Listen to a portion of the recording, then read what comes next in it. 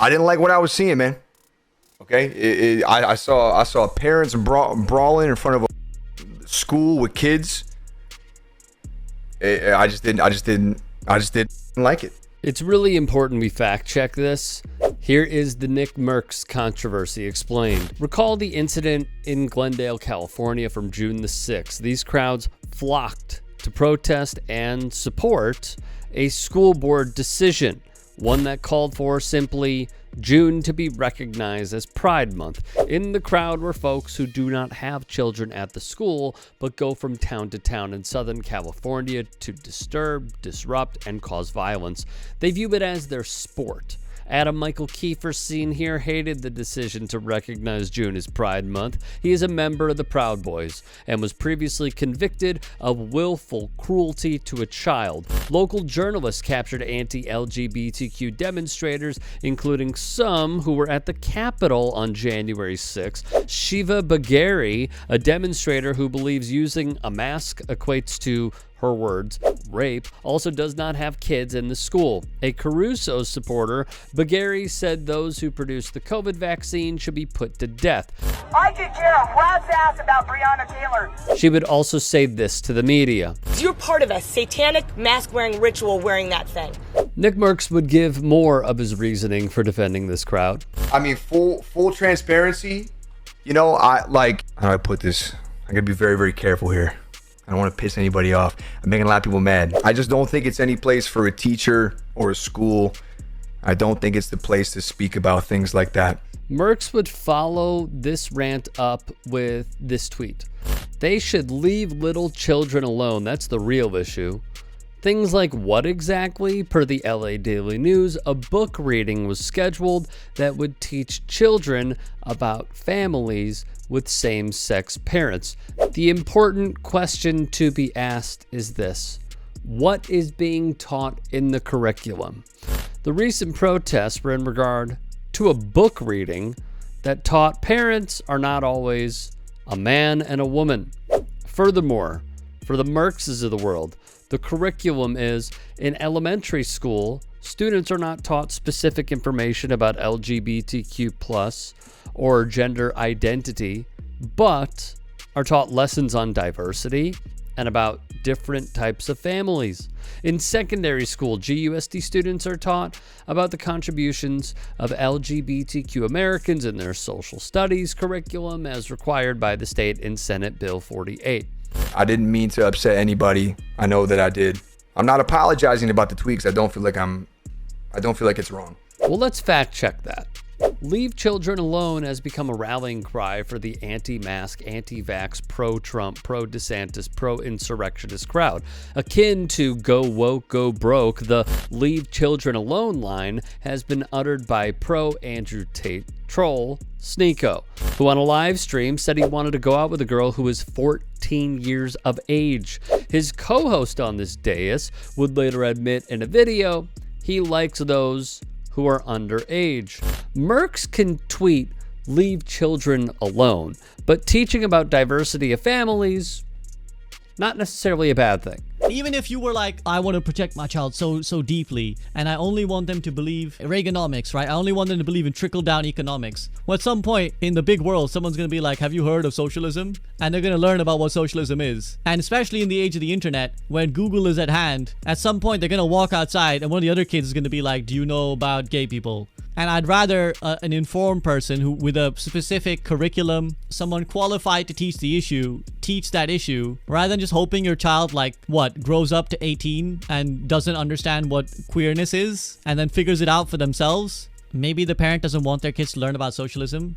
So here's the argument. I follow through that argument. What you're saying is that just understanding what socialism is would be so powerful that your child would be compelled to do it. What you're really telling me is that you don't really have a lot of conviction in your own beliefs. You think that your hyper-capitalistic ideology is so fragile that should someone even encounter what socialism is, they will crumble and change their ideology to match socialism.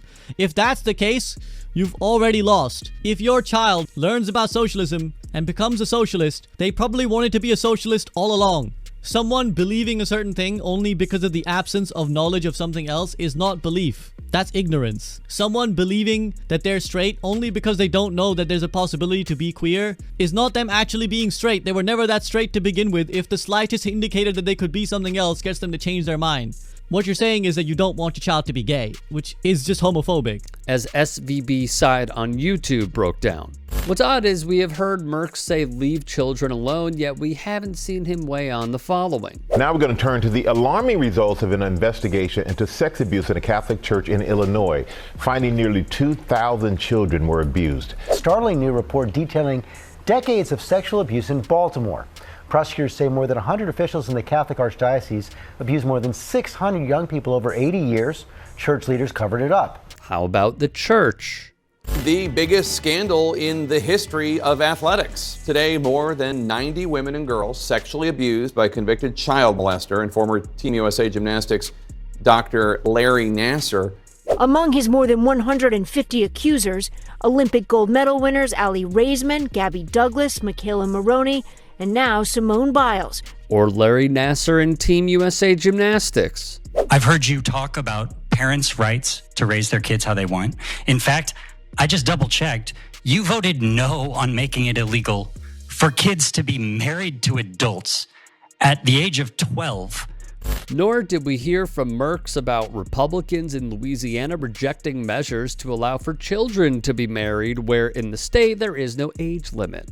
Sadly, the same would go for Republicans in the states of Kentucky and also in Idaho. Mercs, in congruence with recent events, has shown himself to be a staunch supporter of Florida Governor Ron DeSantis, calling him the GOAT. There's been no mention from Mercs on his goated president being pictured drinking and partying with girls that were his students when teaching history at a school in Georgia. He claims he wants to teach his own children about this. However, as a DeSantis supporter, labeling him the greatest of all time, he is co-opting a dangerous precedent. He is anti-LGBTQ+, he is anti-black, he is anti-women, and spouts white supremacy talking points. How exactly do we know this? Nazis were out at Disney over the weekend protesting. They held up swastikas alongside DeSantis country flags. Maybe it shouldn't be a surprise, he tweeted in the past, all black people getting mad, STFU, like you give a bleep. And when did that tweet come about? It was when George Zimmerman killed Trayvon Martin, the crowd defending Mercs. Some of the worst people on the internet, including Tim Pool, who launched a fund for Daniel Penny, the man who strangled Jordan Neely to death on a New York subway.